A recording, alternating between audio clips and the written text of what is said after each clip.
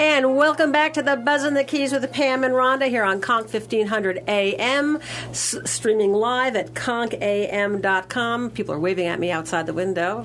And also on demand 24/7, conchtv.com. And that's with a CONCH TV.com. You know why they're waving? Because Craig's being so nice with Conch TV. He's with Spike out there in the room. Well, you know what? We're in the studio. Spikey, our publicity hound, just went out to the reception area, and what we didn't realize is that they're playing the radio show in the reception area. So Spikey hears our voices, and he's wiggling all over the place because he can't figure out where we are.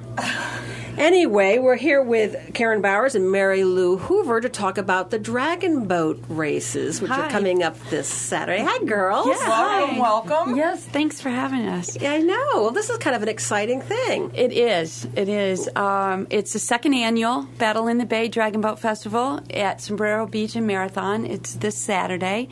The racing starts at 9 o'clock, but we've been planning this for a long time. It takes a lot to get this thing off the ground. Now, Karen, you're kind of spearheading this. How did you get involved in all this? Well, it was originally a fundraiser, and we did this in 2006 in Key West for Habitat for Humanity, and they chose not to continue with the event, and it sort of laid low for a while. And then there was an editorial in local newspapers that was calling for something new, something exciting for Marathon. And I still had the business plan, so I met with the city council up there, and they thought it was a grand idea, so we ran with it. So for people who don't know what dragon boat racing is, can you let them know? Yeah, there's a huge learning curve with this event. Okay. I had never heard about it until last year. Right, yeah. But it's actually been around for 2,500 years. At 277 BC, was it? Yeah, something like that. It was way before I was born, thankfully, but really? It was originally, it was a migration, you know. I'm kidding. So we have, it originated in China, and there's all kinds of legends around that. But what happened is it was picked up by the Chinese population in the United States and Canada. Vancouver is huge. I think that really started in Vancouver and moved, across the United States.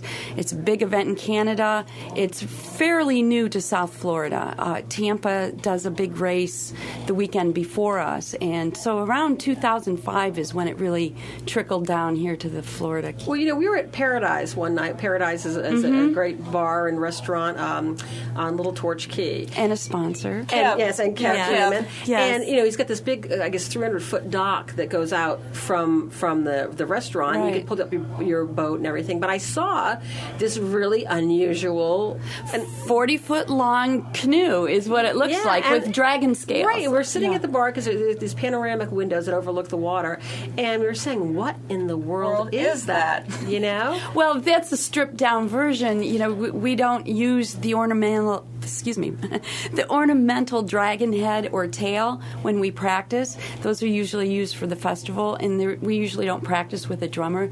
So this Saturday, you'll see that boat in its full regalia. How does it work? You're going to actually race that boat with that boat? Actually, we have bottom paint on that boat because we keep it in the Keys, and we had races last year that were decided by hundredths of a second. How many players? Is it 20 people on the boat? Yeah, so that bottom paint, we kind of took our boat out of the mix, so that... It's almost like an airplane, huh? You just take it right down, so you're not having anything to try to, that friction, that little bit of resistance. But to answer your question, there are 20 people on board. There are 20 paddlers, the drummer sits in the bow, and then the helmsman stands in the stern. And the key to winning your race is about synchronicity.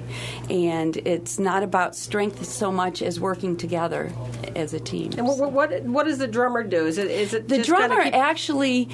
The front two paddlers are called the stroke position, and they're the ones that set the pace for the entire boat. The drummer follows the cadence. Their cadence follows that stroke position, so the back of the boat knows what's going on. So is there a strategy to that? For the stroke? Yeah, for the drummer? Yeah. There, as far as the pace that you set, you don't want to burn yourself out too far. How far you got to do you go save out? it. How far is the Our track? race is 350 meters. Traditional sprint races are 200 meters, and a traditional full race is 500. So we kind of fall in between. But to attract those traveling teams from Tampa and Miami and Canada, the competitors, the A division teams, they want something a little bit more than that 350 because that's a sprint for them. So we added the 2,000 meter this year, which all 4 boats will be racing at the same time for the top finishing 4 teams. Really? Yeah, and that's described as a steersperson's race, because they're on a collision course. They're going around in a circle, for about 2 miles. So oh wow, it'll be about a 15-minute race. Now, did you do this? You said you developed the business plan for this, but were you? I mean, where did you get your interest? How did you even know about this? It's kind of the same boat that I'm in right now. A friend of mine's father was doing this as a fundraiser back in Ohio, and she was calling all her friends, "You got to help my dad out. We got to get a dragon boat team together." He's trying to introduce this new thing, and that particular event is going gangbusters. But that's how I got involved, and I discovered I have an addiction to adrenaline. This event is like no other in the Keys that I can think of.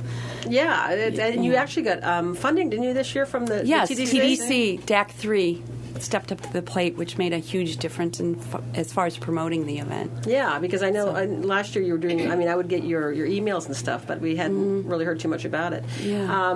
Everyone is depending on each other.